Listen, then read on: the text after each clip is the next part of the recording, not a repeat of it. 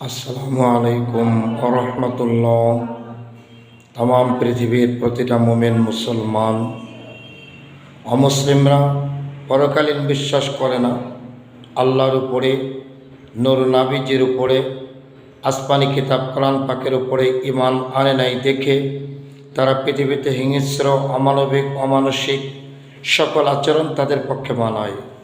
কিন্তু যারা মুসলমান নারী পুরুষ পরকালীন ভয় করে, নূর নবীজির আদর্শ বুকে ধারণ করে পথ চলে, যারা আল্লাহর বিধান মেনে চলে, তারা ইহকাল পরকালের হিসাব মাথায় নিয়ে চলে।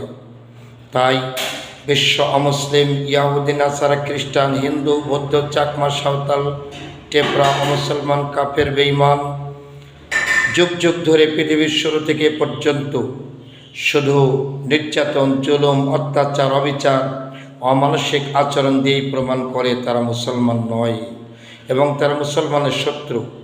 তাই আমেরিকান ওই সমস্ত হিংস্র, অমানুষ, যারা বিশ্ব সন্ত্রাস, অত্যাচারী, যারা পৃথিবীবাসীকে সুস্থ, শান্ত, স্থির থাকতে দেয় না, ওই অমানুষদের কিছু দোসর আছে, কিছু সহপাঠী আছে, যেমন ইসরায়েল তার মধ্যে অন্যতম।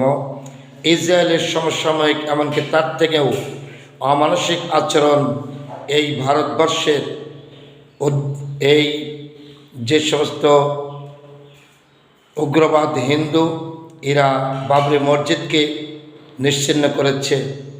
শুরু থেকে পর্যন্ত এই ভারতবর্ষে লক্ষ লক্ষ মুসলমান নিধন, অত্যাচার, খুন খারাপি তারা করেছে, বাড়ি ঘর জ্বালিয়ে পুড়িয়ে দিয়েছে, তবুও তাদের আচরণের পরিবর্তন হয়নি। সবেমাত্র পশ্চিমবঙ্গে যেই নির্বাচন হলো, তৃণমূল কংগ্রেসের পক্ষ থেকে এ দলের নেতা মমতা ব্যানার্জি পরাজিত, ভোটের দ্বারা হয়নি, ভোট ডাকাতির মাধ্যমে তাকে পরাজিত করা হয়েছে। আর শুভেন্দু ভারতবর্ষ থেকে সে স্বপ্ন দেখে বাংলাদেশের মুসলমানদেরকে গাজার মুসলমান, ফিলিস্তিনের মুসলমানের মতো নির্যাতন, জুলুম, অত্যাচার, খুন খারাপি করতে চায় এই মোদি সমর্থিত বিজেপির শুভেন্দু।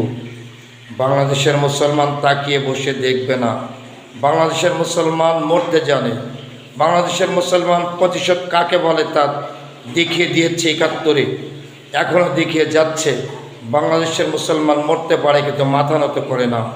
তাম পৃথিবীর মুসলমান ভারতের মুসলমানদের জুলুম নির্যাতনের দৃশ্য দেখছে। পৃথিবীর মুসলমান ভারতবর্ষকে এক বিন্দু ছেড়ে দেবে না। সময়ের ব্যবহার মাত্র।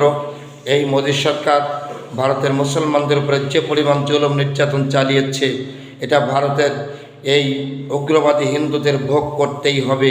আজ হোক, কাল হোক, পশু হোক, তশু হোক, এক বিন্দু ছাড়া পাবে না ইনশাআল্লাহ।